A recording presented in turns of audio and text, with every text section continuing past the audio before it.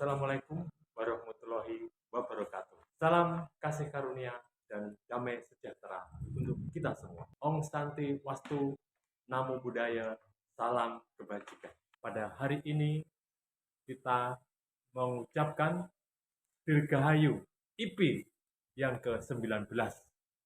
Kiranya IP menjadi eksis, IP untuk Indonesia bisa, dan IP menjadi sukses. Untuk tema kita dari IP Provinsi Jawa Timur itu mengadakan apresiasi untuk berbagi praktek baik. Ini yang diambil oleh bidang pemberdayaan perempuan dan bina keluarga. Ini mengambil tema yaitu pendampingan penilik pada satuan pendidikan dalam pelibatan orang tua untuk mewujudkan pendidikan yang bermutu. Ini bagus sekali tema ini karena saya kira cocok dan pas apabila kita kaitkan dengan tugas dan tanggung jawab kita sebagai penilik.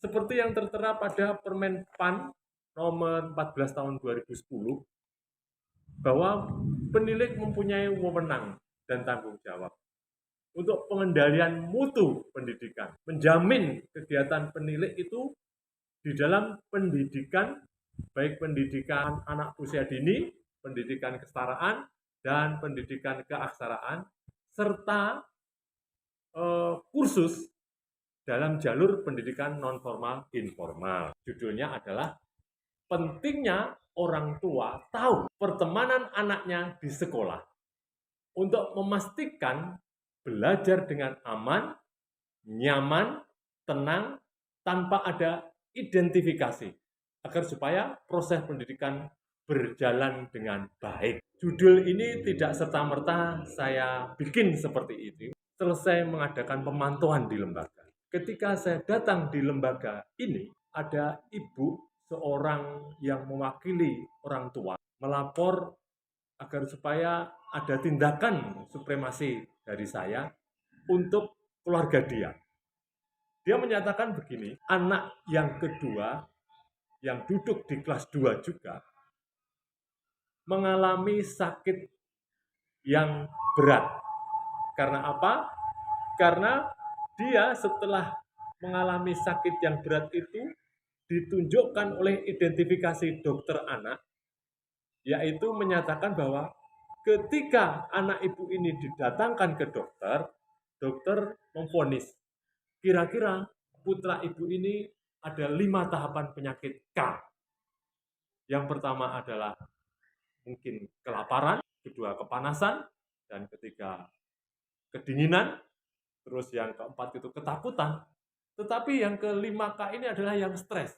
Nah, dokter ini bilang kepada ibu bahwa apakah ada tekanan yang ada di rumah atau keluarga oleh bapak atau ibu. Tapi ibu menjawab sebetulnya tidak ada. Tetapi kecurigaan itu timbul kira-kira ada di sekolahan. Karena dokter itu menyatakan bahwa anak ibu sekarang itu ada di tingkat stres sakitnya. Ibu ini mulai curiga dan dia mengatakan bahwa anak saya pasti ada apa-apa dengan cara bergaulnya di sekolah, cara bertemannya di sekolah. Benar? Ibu cerita bahwa suatu saat dia pergi ke sekolahan, menemui dan melihat sendiri pergaulan anaknya. Dia ketahui pada saat itu adalah jam istirahat. Para guru kebetulan ada kegiatan bola voli di lapangan. Jadi kosonglah sekolahan itu. Dan ibu itu mendekat di kelasnya dan diketahui anaknya bahwa anaknya rupa-rupanya ada yang di belakang. Tangannya ini penuh dengan coklat dan itu ditaruh, dilengketkan di jilbab belakang putranya. Nah, ketika dia itu melihat seperti itu, loh, anak saya diapakan?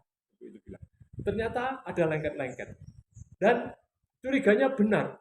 Tetapi ibu ini katanya mendekat kepada anak yang melekatkan itu. Dia lari kepada kumpulannya, teman-temannya, gerombolannya itu. Dan dia bilang, ironisnya begini, misi kita sudah berhasil. Temannya ini mempunyai komplotan yang harus hari ini mungkin harus mendekatkan dirinya kepada anak tersebut, punyanya itu, dan bilang kepada kompolannya itu adalah misinya sudah berhasil. Dari sini, ibu benar-benar curiga. Kalau begitu, anak saya kenapa setiap pagi kalau mau sekolah, dia itu susah untuk sarapan. Tak bawain makanan, tidak dimakan. Tak bawain saku, kadang-kadang sakunya tidak berkurang.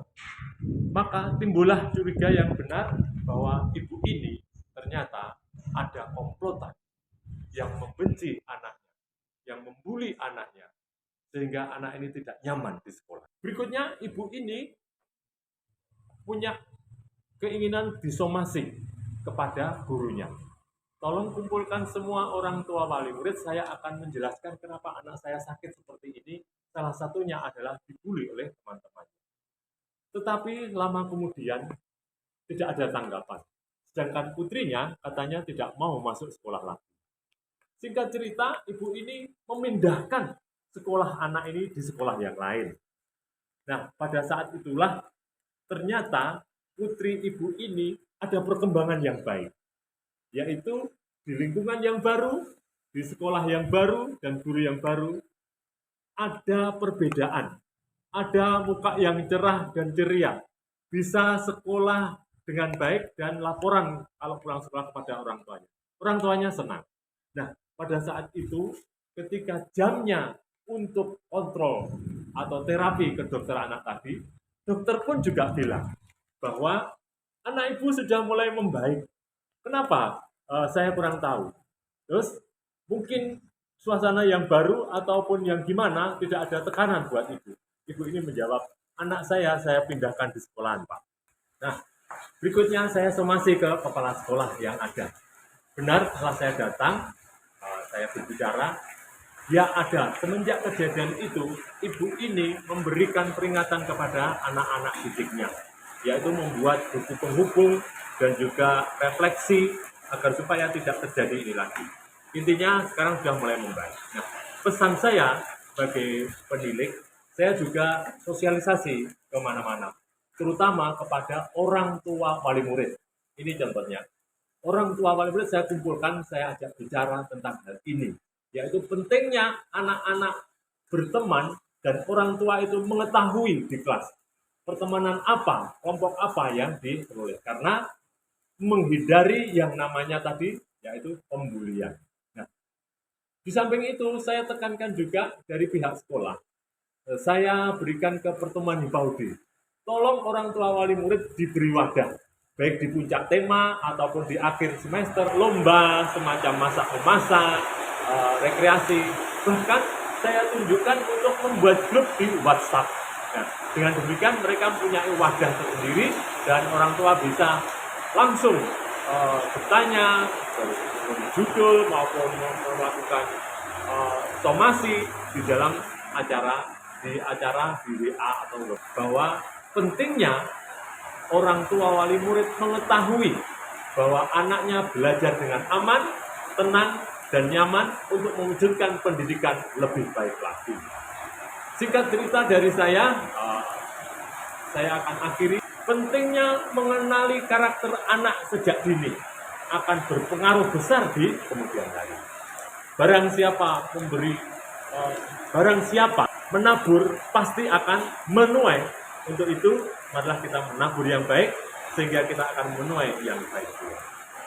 Pantun terakhir dari saya adalah hidup merasa kesepian tanpa kekasih. Jadi cukup sekian dan terima kasih. Wassalam.